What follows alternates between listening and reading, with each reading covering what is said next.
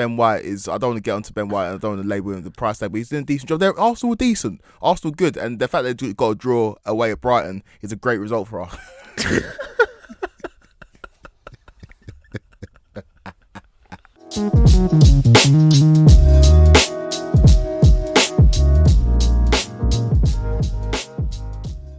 Let's move on to the other side of, their rivals and the other jokes of London.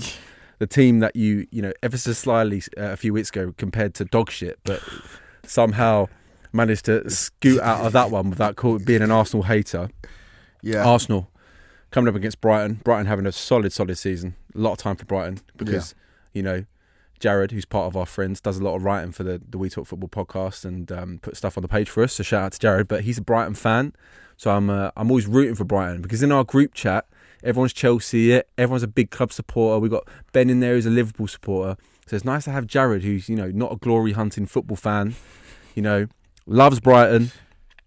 Brighton had a great result against Arsenal there. That's solid. Yeah, they would count themselves unlucky. They probably had the better of the game and probably should have nicked the win there. But I think that result for Arsenal is not the worst result in the world. No. Away at Brighton, who, like you say, are high flyers, have had a great start to the season, and then they're no mugs. Mm-hmm. And it just continues Arsenal's unbeaten run. They were in the mud a few weeks ago, and they managed to kind of put themselves together. They got an unconvincing win against Norwich, an unconvincing win against Burnley, and then put on a great performance against Spurs. And just the fact that they didn't lose that game against Brighton means they can just carry on the momentum. It puts them in a decent place. And I was looking at the Arsenal starting lineup against Brighton, and it's not that bad. It's not awful. I feel like a better manager can probably get more out of them. But yeah, Arsenal aren't as bad as maybe I thought or maybe we thought at the beginning of the season in terms of the actual team. Again, I just think there's an Arteta tax, and I feel like he's going to be the reason why Arsenal don't succeed this season. See, even the terminology there. So the Arsenal starting lineup is not that bad.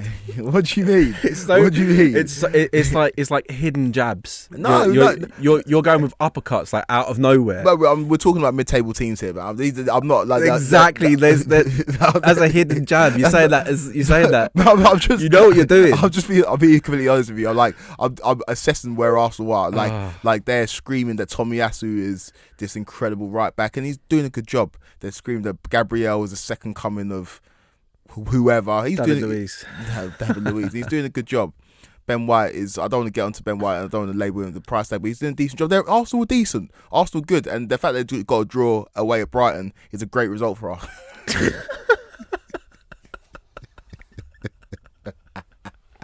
The fact, see, this is what I'm saying.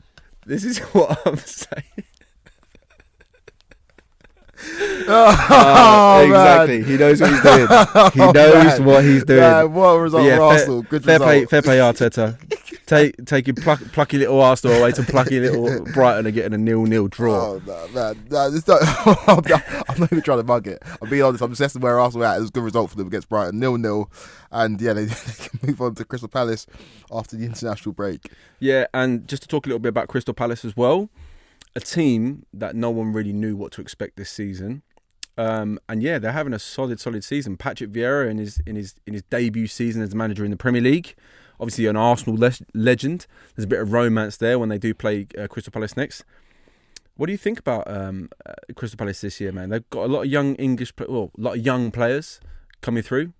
Yeah, Crystal Palace are an exciting. They're one of the most intriguing teams in the Premier League because you don't really know what you're going to get. There was a huge turnover of players in the summer. They brought in so many new players, but I like the recruitment. Conor Gallagher's looking great. Obviously, there's some calls from fans for him to be selected for Gareth Southgate's England squad. I think it's a little bit too early, but I feel like we will see him in there before the end of the season, possibly. Obviously, Zaha's a really, really good Premier League player. He's a top Premier League player. Maybe they're stuck around the Palace for a little bit too long, but he's top man. He can go up against anybody and give them problems.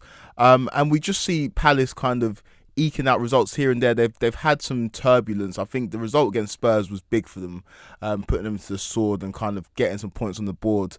And it's just about whether they can find that consistency. But the result against Leicester was a great result, going 2-0 down, and putting 2 goals back. Leicester, we'll go on to them in a little bit, but yeah, the fact that Crystal Palace managed to get that result, unfortunate last week in terms of losing against their rivals Brighton, no Mope getting a last minute goal, but they seem to be finding some sort of consistency. They seem to find it a bit more regularly and maybe turn some of these draws into wins, and they should be fine. And on the side note, I think that Patrick Vieira, is very, very important that he does well for black managers. We're in Black History Month right now in October, and we don't see many black managers being given a chance. And even when they're top black managers or top black players that go into management, we see them having to drop down to lower league to kind of eventually get to the top of football. So Vieira doing well at Crystal Palace is imperative for black managers maybe getting given opportunities in the future. So I'm always rooting for him, and hopefully they can do well this season, because they have got an exciting team, and Eze still has to come back from fitness or still come back from injury, and when he comes back into this team, then I'm sure they'll be one of the most exciting teams in the Premier League. Yeah, I totally agree, and yeah, I couldn't agree more with you, Quakes. But yeah, I feel like that's all the main talking points of the weekend, Quakes. You got anything else you want to talk about? No, not really. Leicester are in trouble. There was some boos after their game against Crystal Palace. They let a 2-goal lead slip. Jamie Vardy's doing what Jamie Vardy does and scoring a hatful of goals, but they had a poor result in the Europa League. They've lost. They drew their first game, they lost their second game, so they've got an uphill task there. That's a competition that Leicester should be going in, looking to get to the latter stages. So they're in a bit of trouble. I do expect them to be in and around the top 6 come the end of the season, but the results at the beginning of the season haven't been great for them. Yeah, and I know they started the season off the bang with the Community Shield win. And I don't want to seem like I'm jumping the gun here, because I actually like Brendan Rodgers, but is this the end of this life cycle with this Leicester side, do you reckon? Yeah, I feel like last season was so important for them. They had to finish in the top 4, and they let it slip yet again. I think psychologically that does a lot of damage. And their key players are going to perform, but it's just about the unity of the group. And I feel like when you've gone through that 2 seasons in a row, you kind of lose a little bit of belief. You don't feel like you belong at the top stage, which they did for the last 2 seasons. They won the FA Cup last year. They were in the top 4 for a record amount of weeks without actually finishing in the top 4. And the fact that they let it slip so late on for the second season in a row, I think psychologically has damaged them. And you can see that in the results they've had both in Europe and in the Premier League.